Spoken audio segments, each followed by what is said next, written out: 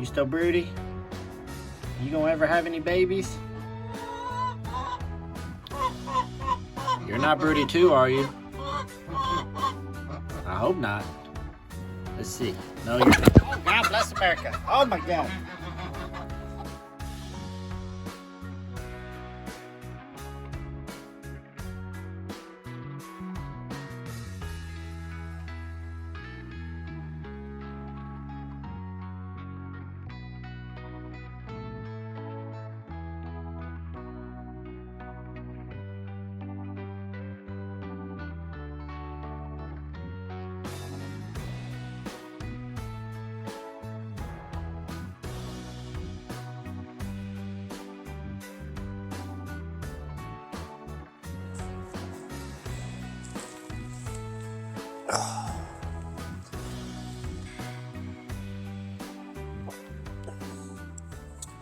So what's up, guys? Staying here from Rocky Creek. Welcome. Down here is the garden behind me, and where we're sitting at right now is actually a free picnic table I found on Craigslist.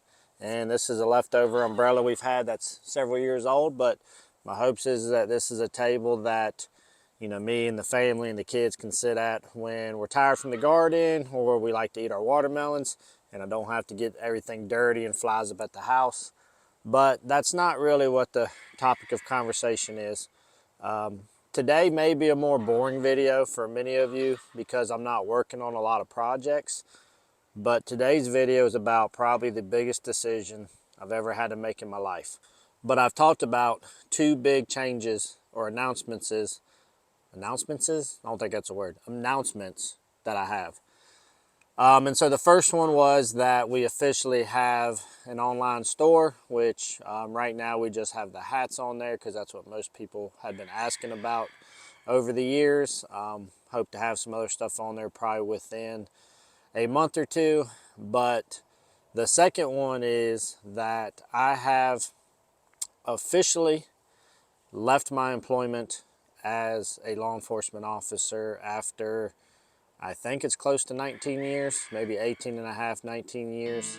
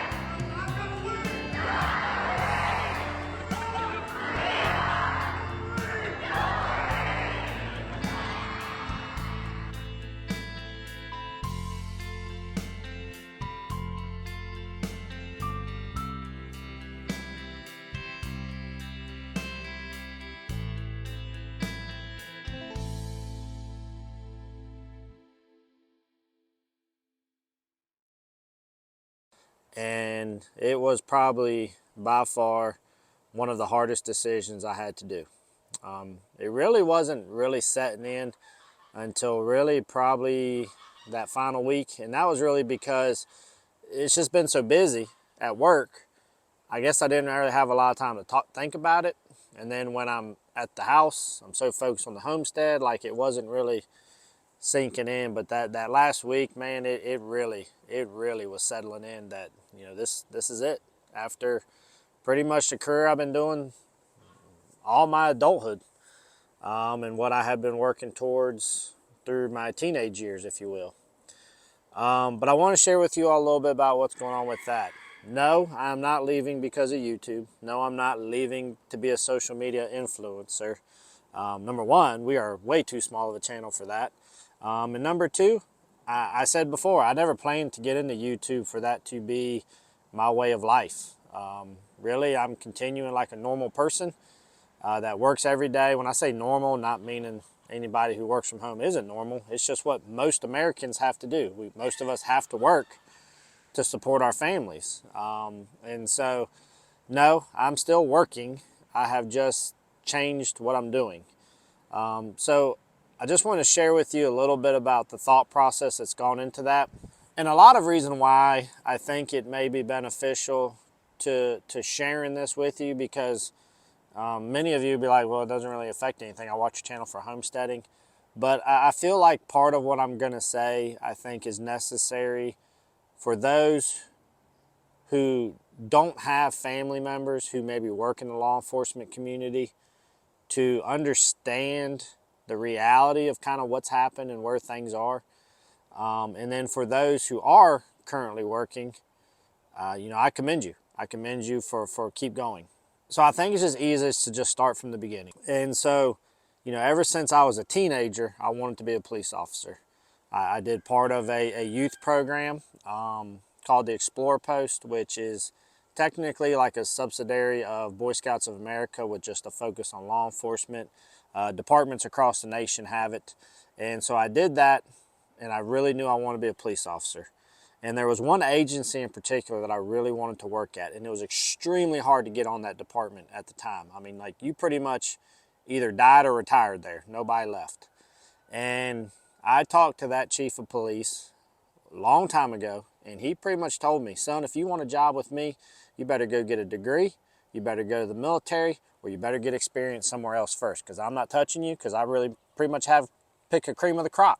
And he didn't want just some rookie cop that had no experience. And so I heeded his advice, and I started at a nearby jurisdiction as a deputy sheriff at a sheriff's office, where I worked for close to 3 years. Thankfully, 3 people retired from the agency I wanted to work at, which is extremely rare. And that was about the best opportunity I was ever going to have to get on with them. And so I tested. Hundreds of people tried for 3 positions. They tested over numerous days, and I really didn't think I'd have a chance. And by luck or grace of God or whatever it might have been, I was fortunate to be given one of those opportunities. And so the first 3 or 4 years of my career was everything I had dreamed it to be. I was loving it. I was having the greatest time I could ever have. Of course, we dealt with a lot of issues and situations and stuff that anybody who works in law enforcement deals with. That, for me, I just don't talk about a lot of calls I go on if they, may have potential lasting effects, if you will. To me, work is work, home is home. I try to separate those as best I can. But overall, it was everything I thought it would be. And I really thought, hey, this is exactly what I was hoping for. I'm helping out, serving the community, getting a lot of experience, pushing my limits. It was really good. And I had a very fortunate career. I started my first few years as a patrol officer as expected. Soon I became an undercover detective working in what we call our Special Investigations Unit, which is nothing more than narcotics anywhere else. I could be wrong, but I think I may be the youngest person to have ever done that in our department. And I did that for several years, I think probably close to 3 years. And I learned a lot about the drug world, a lot of what really goes on, how it works out. And I realized I didn't know anything about drugs, because the drug world was actually completely different. And so after doing that for quite a while, I ended up becoming a regular detective eventually, where I say regular meaning doing what we typically think, wearing shirt, tie, investigating rapes, robberies, homicides, thefts, check cases, a little bit of everything. And so that was an experience, and so learned a ton. Built some of my greatest friendships during that time. Got to network with people all through our area, multiple jurisdictions, so many connections. But things started to really sort of slide from there. And not from a departmental standpoint at that time, but more of a financial standpoint. The city that I worked for, that used to be considered, like I said, the cream of the crop, they really, I don't know what was going on behind the scenes, but financially, the city was not taking care of its employees. We went about 8 years with no raises of any kind, or what they were doing were little bonuses. And then they did a pay study thing, which created a significant compression issue with our salaries, to the point that, like, I'll put it this way, through some of their bad decision making, there are now people who are lower ranking than me, making more money than me. Everybody who was promoted after me, with the exception of I think one person, was making more than me with less years of service or less years in that position. And a neighboring department, if I was working for them, I'd literally be making about $20,000 more. And so the city just really was making some really bad financial decisions, particularly with their employee salaries. Now, this job isn't all about money. And that's why I say, you know, really the last 10 years, things have not been good financially. So probably 50% of my career wasn't good, but I cared enough about the community that I could overlook the money. We live a life that doesn't, you know, make us to where I have to go search for more money all the time. And so that was already weighing on me a little bit, you know, but money wasn't everything. But now what is most important to me is being able to trust people and doing what I think is right. And I had a situation, and I'm not going to go into all the details, but I'll just put it this way. I did have rank at my department, and I had an awesome group of guys and girls assigned to me. Awesome people assigned to me. I could not ask for a better group assigned to me than what I had when I left, that I had for about the last 6 years of my job. And there was a situation where me and a lot of my personnel assigned to me did a search warrant on a residence, and people knew about that search warrant, those above me. I told people that morning we were going to do the search warrant, and nobody said anything. We go, we do the search warrant as like we normally do. Nobody got hurt. And long story short, we didn't violate any law, we didn't violate any policy, and we didn't violate anybody's constitutional rights. We found what we thought was in the residence, and ultimately there were children in the home. And although there was criminal offenses, really my main goal in this was getting these children to a better home. One of my roles of many umbrella responsibilities is I supervise our school resource officers, is one of the things, and overall school safety. And so you get to know a lot of these children, which one of my guys did have these kids. And so he knew a lot of their background and what was going on. And so I kind of had some ideas of the family dynamics. And so anyways, we all left there feeling like we accomplished the mission. We did everything like we were supposed to do. And when I came back from what was supposed to be a good feeling like we did what we needed to do and what was best, I got pulled into an office and was talked to about what we did and how we did it. And in the end, they did a documentation where everybody was justified, but then I was counseled on a lot of what should have been done differently. And I'm not saying that we always look back on things we do and things could always be done differently and for the better, which is why you do debriefings. That's the purpose of them. But there was something that I said in the response I got that stuck with me and has never left me. I said this. I said, I feel like if we weren't in the political environment that we're in, we wouldn't even be having this discussion. And his response was, you're probably right. Heck, if anything, you probably would have been commended for what you did, but times are different. And I say money is not everything to me. And that is 100% truth. It helps, but it's not everything. But on that day in that office, I don't know if I've ever been more mad or disappointed in where things are at. And everybody who did that case with me couldn't understand where the issue lied. And for me, I feel like I have done everything by that city that I felt was always for the right reasons and the best interest of everybody involved. And I have made mistakes. I don't deny that at all. And I've owned my mistakes.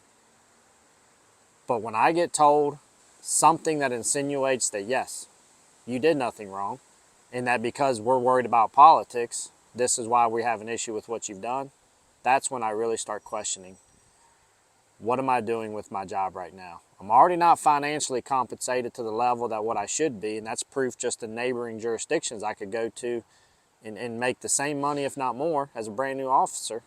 But now I got to worry about the politics, the opinions of people who have no knowledge of law enforcement and worried about that type of stuff. When at the end of the day, I did what I truly believe was right and with the right interests and by doing it the right way.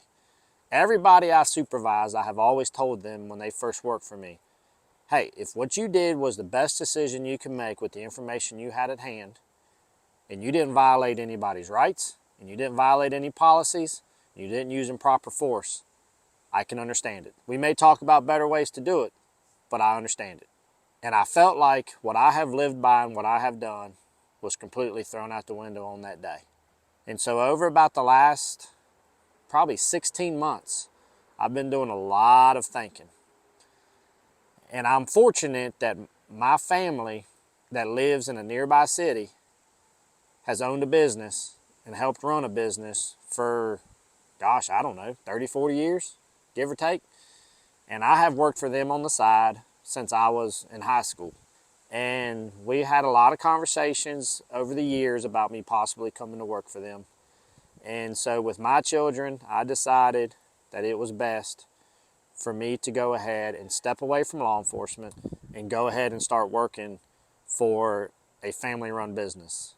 This came into not only because of the reasons I just stated, but you know, if my children want to become police officers in the future, I'll support them 100%. Now, I'm going to tell them things to be cautious of because I've got to see it. But there won't always be a family business for them. And I'm pretty much the last straw for that family business before it gets sold off to somebody else. The business is solid. There's no issue with that. The money's going to be good. There's no issues with that. The hardest issue is going to be is when you've done something for close to 20 years that you're very passionate about, it's very hard to change what you're doing. And that's sort of like, you know, I know when my father got out of the military, when he retired, he had a hard time adjusting. And I foresee me probably having a very similar type thing. There's pros and cons to the decision that I've made, but what I shared with you so far is just a part of what's gone into this decision-making process. I could talk about this for an hour, about everything that's gone into this process. But the two biggest reasons why I'm doing it is, number one, I feel like politics and societal opinions that are not fact-based are dictating our law enforcement environment the way it is, and it's putting officers at risk both civilly and physically. And I also want to make sure that I can continue a family legacy in a business that may be an opportunity for my son and daughter to do one day when they get older. So guys, there's a lot of transitionings coming down the pipe, but I wanted to share with you that big decision. I know this isn't an exciting video of any kind, but hopefully this helps you to understand that our men and women in law enforcement, where'd these ones come from? And she's got Miss Callie on the roam. Hi, Miss Callie. You looking crazy. Yeah? You wanna come on the table? You wanna walk on the table? See, you ain't gonna get no splinters. But guys, I just wanted to share with you a little bit of just a small glimmer of what is kind of going on in law enforcement and what some of our men and women may be having to deal with. And it's a problem because I used to always have confidence in what I was doing.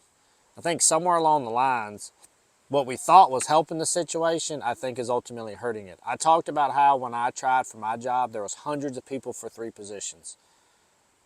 I can tell you right now at our department, if you pretty much have 0 disqualifiers from becoming an officer, meaning no certain crimes in your background, you can pass the basic physical fitness testing and can pass a physical, you're probably going to get a job because we have more openings than we have applicants right now. And that's not just our department. We're seeing this all across our region, and I'm hearing about it in other states. And most people aren't doing the job because they say it's not worth the civil liability. And I never thought the day would come that I'm more worried about being civilly sued than being killed while working. And that's a serious issue that we're going to be facing. And the reality is that I'm not in a huge city. The city I worked in was a decent sized city, but it's not a big city. I can only imagine that the problem has got to be far greater when you get into larger cities. So guys, that's the big news. I'm no longer a police officer after about 18 and a half, 19 years, somewhere in there. But what I am going to continue to be, I'm going to continue to be Rocky Creek Homestead. We're going to hang out. We're going to do some good stuff around here. This homesteading thing has been a good kind of way to keep my mind focused on something else and to where the transition will hopefully be easier. But guys, we appreciate your support. We hope everybody's doing good, and we'll see you here really soon on our next episode. Bye guys. Why are you eating my feet? Who's that? Callie, who's that? Who's that? Look, who's that? Who's that? Who's that? Who's that? I don't really care. Who's that kitty? Who's that kitty? Oh, do you see it now? Who's that kitty? You don't know. Why are you so crazy? Why are you so crazy?